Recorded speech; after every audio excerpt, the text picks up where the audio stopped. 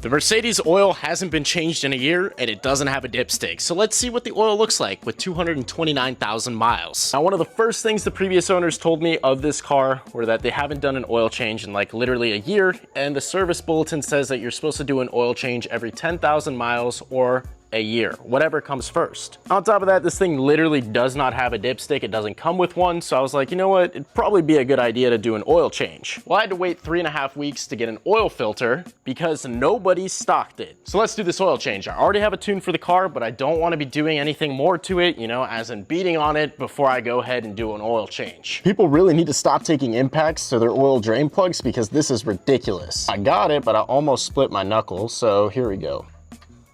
Yeah, it's just really dark. I've actually never seen diesel oil get this dark because it changed my diesel oil in the truck like every 4,000 miles. So I had to change the oil filter that I waited 3 weeks for.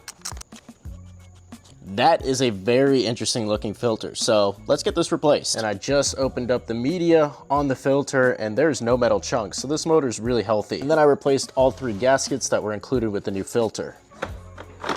That's the old versus the new. So let's get this in. It's pretty convenient place for a filter. And same goes for the oil that's in here. Obviously, it's just well used. That's why it's so dark like that. And just like my Audi, we're gonna be putting 5W40 in there. So I always go with the liquid moly. I don't know, Shell doesn't taste that good. Well, one is all right, but liquid moly tastes.